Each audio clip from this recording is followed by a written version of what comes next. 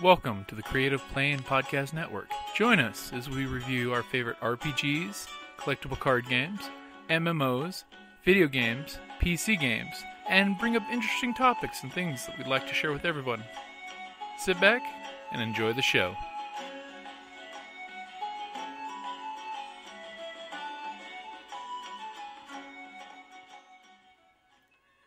Hi, this is Kelly, aka Trixie from Ragnarok and Roll, a Scion to Ragnarok story, and Tilda Wimblewick from D&D Journey of the 5th Edition. First off, I would just like to say thank you to everyone for listening to our varied adventures, as well as for rating us on iTunes and RPGpodcast.com. If you haven't rated us yet, we would greatly appreciate it if you could.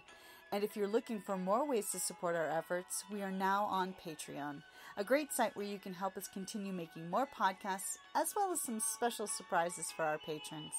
If you can, please look us up at www.patreon.com/cppn.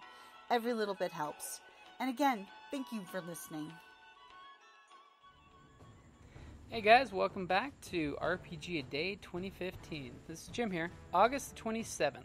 Favorite idea for merging two games into one. Pretty much, I'd have to go with the storyline that I actually was already set up to go ahead and use for a bunch of demo games that I was going to run at one of the local stores. The idea of the Traveler. Basically, he was, pretty much came up with it when the new Doctor Who series started coming out, which may just, date how much TV I watch. But the Traveler would have been a true Atlantean shifter who had a spell similar to the one that Palladium's come out with for Rifts, which is the Summon Heroes. And the Traveler would go from misbegotten world to misbegotten world. And when he'd arrive at the planet, he would basically find what the problem is. And being, of course, a shifter, depending on what world he went to, he could be completely powerless at some points because of the low amount of magical energy in the environment. But he would then summon the heroes, and that would be the playing group. So you could then have players playing in pretty much every environment that you could think of. So you could have, and the way he'd usually do it is there would be some kind of equivalent of the native equipment that they would have available for them there.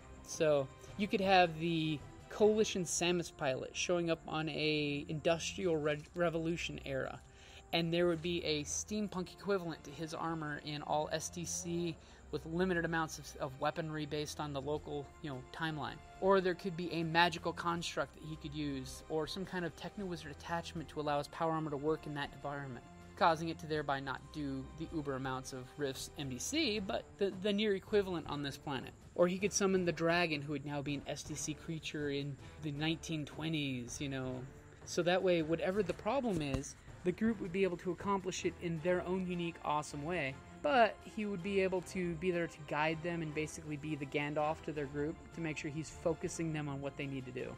I pretty much think one of the funnest ones was going to be a all-elf world that unfortunately the forests are so dark and so oppressive that unfortunately there was a vampire, a master vampire that had recently been invited into the ecosystem and had no problem turning elves into vampires. And the group would have had to fight vampires in a almost total twilight darkness in the forest area because, of course, elves having that amazing low light vision. So that would have been one of vampires are coming at you 24/7. Granted, they're weaker and slower during the day, but they can still come after you because there's just not enough daylight unless you can take your weaponry and blow a hole through the canopy, which could be its own problem according to the elves who want to preserve nature. Granted, somebody like in the Coalition would say, okay, let's clear cut some of this forest and we have a safe zone. Unfortunately, the elves who consider nature sacred in that area might have a problem with you doing it, even if it's in their best interest. So, merging multiple ideas, I would have to go with using the Traveler to summon heroes from one dimension to the next, and pretty much doing my homework ahead of time to make sure their equipment could still be used in a certain form of way.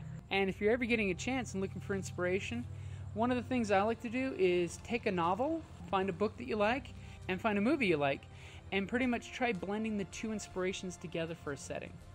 After all, one of the ideas I was thinking about recently for the upcoming RenCon at Tucson is to do a Nightbane meets Sons of Anarchy. Call it the Warlords of Anarchy. Get to play out some of my favorite TV show scenes with using a bunch of Nightbane characters who literally are made to, for the demo, either live or die and tear shit up. So like always, guys, thank you for listening and have a great day.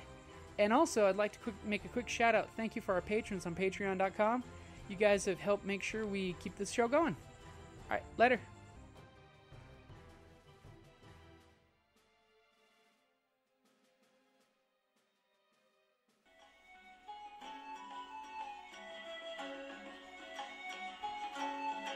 Thank you for listening to the Creative Play and Podcast Network.